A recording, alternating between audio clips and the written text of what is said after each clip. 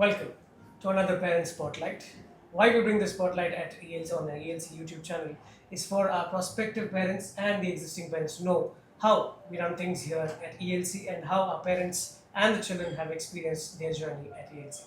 And today we have two very special guests with us, parents of Advaith Arun Kamath. We have Mrs. Poornima Nayak as well as Mr. Arun Kamath. A warm welcome to you for this parent testimonial session. Let me just get right on to the question.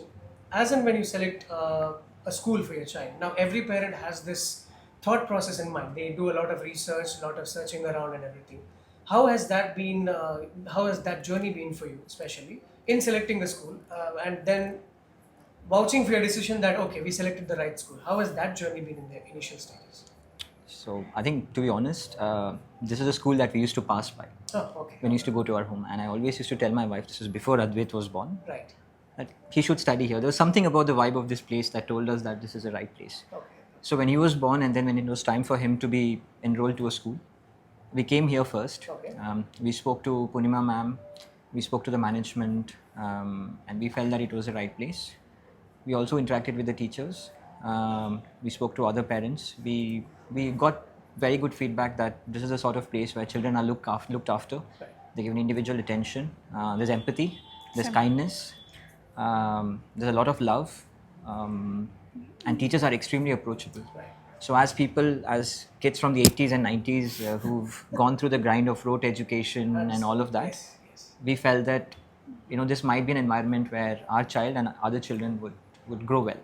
Yes, I think adding on to that, and child is never at there's no pressure for child to study this that, and it's very natural progression that child it enjoys what it's studying, and we are not pushing it to learn so much and or memorize anything. It's very natural for the child, and it at least our son always comes back home and wants to go to school the next day. That's the best feeling as parents, and that's what vouching our decision that we have taken a right decision. Right decision. Just a point, what she said, children don't study here, they learn here. I think that's the point that we feel is very important to bring out. So that's the basic Montessori approach where you learn by literally doing. And Yes. And I'm sure from the experience that you just shared, Advaith has, because I have personally had a couple of encounters with Advaith in the school, and I see how jovial, how fun loving, how respectful he is towards teachers as well with his behavior. He just says good morning. The moment he sees there's a bright smile on his face, and that gives you more of a relief or satisfaction that he's been doing well, and I'm sure that satisfaction the parents do have on that.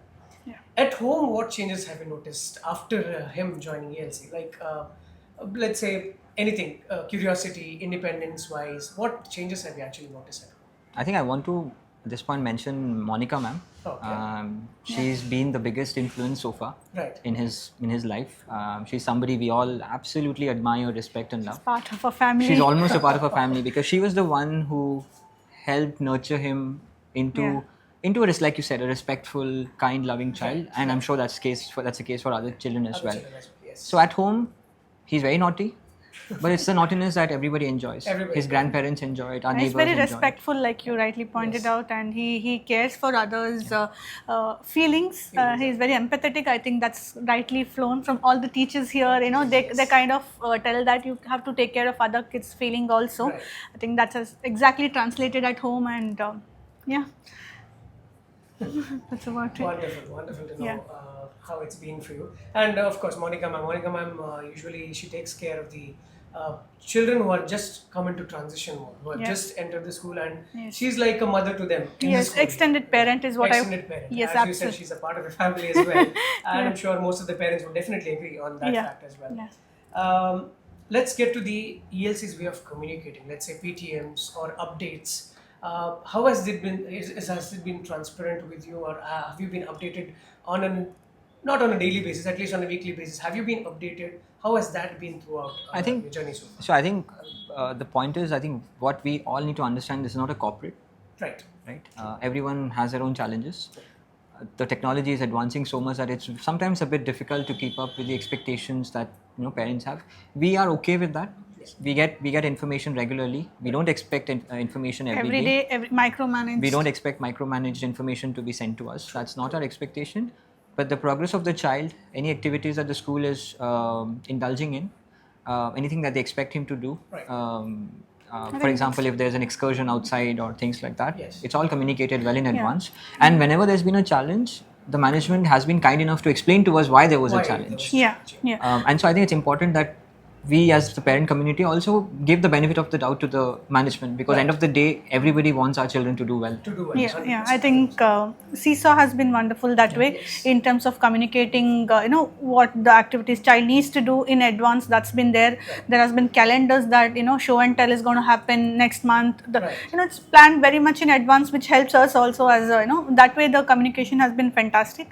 And also in terms of child's open house or, silent journey, which has been the very good, it's very unique thing, because we also get to know what child is doing, exactly. and then we can ask right questions maybe, I think that's what they have done this year.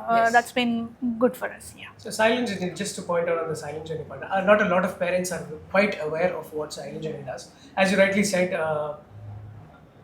not every parent, not usually parents are not allowed in the school environment. So just to get a bit of clarity as to how Montessori works, how everything works, silent journey is actually the medium to go through it. Yes. And I'm sure you have been a part of the Yes. silent journeys as well. Yes. I'm just calling out all the other parents at ELC and watching this video as well, because silent journeys will definitely give you the clarity as to what your child is exactly doing in Montessori.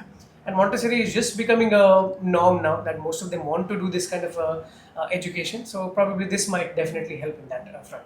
Yeah. How is, ma'am, let me ask you this question. How has been handling things at home, considering now certain activities that are done in the school, you might not be, or not all of the things in Montessori might be accessible at home. How have you balanced that out for Advaith especially? Yeah, so a couple of things here. When the school, probably, I'll just take an example and probably talk here. So we have addition, we have multiplication as a concept in maths.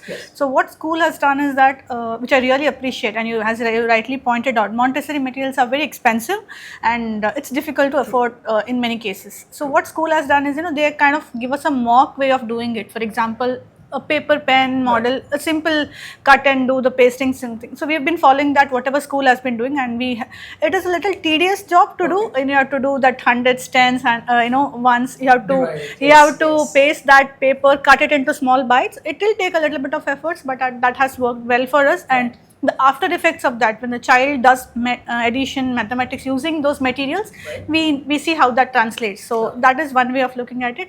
Second, we use the things which are available in the house. For example, if it is a sensory activity, a lot of sand is lying around, a lot of flowers, etc. So we try not to spend a lot on all these things. Probably whatever is available around us, along with the school's indication of these are the things you can do, and that's how we are doing. I think Arun can add. Okay, moving on to my last question of this interview. For a parent, let's say traveling from a different place, coming to Mangalore, or in and around our vicinity or society itself, if you were to recommend ELC, what is that one myth or one reason that they might have heard from someone that you would like to bust that myth, and a strong reason for them to recommend ELC? What could that be? He can start. He is, anyways, someone who has moved away from Mangalore to Mangalore. I think he can start. Right. So I think one thing about Mangalore that sometimes people say is that it's culturally, it's communally very sensitive and all of that, which I don't accept. I like the diversity of this place. The thing about ELC is that it's an embodiment of the diversity of Mangalore. You have people from every conceivable caste, creed, religion, linguistic group, etc. here, and they all talk in one language, which is a language of science, which is a language of learning, which is a language of education. There is no discrimination whatsoever. Second myth that I've heard a lot of people telling us is that information is not shared. Which, communication. We don't agree. Yeah, something we don't agree to. We don't agree with that, because the point is, I think you cannot treat the school as a corporate system where information is sent to you through emails and all of that. The investment from the school also applies to the parents as much as it does to the children. Yeah, and to add to that, it's just not school's job to do everything. Probably all of us as parents also have, because child is only 40% of its time here, 60% of time with us.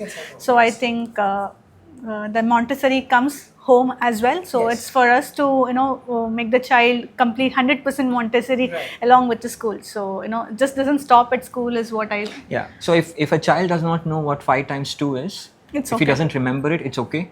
If he or she can show it to you with the materials at the home, materials, I think yes. that's a far Yeah. better way of learning rather than just saying 5 times 2 is 10. True. Yeah. 100%. 100%.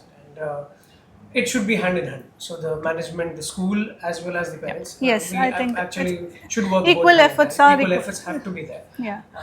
Everything cannot come from one side, not just from the parents or not just from the school. Yes. We- And I Yes. think one more thing that we hear is that because of the space constraints here, the physical growth of Sports the and- child Yes. is a bit restricted.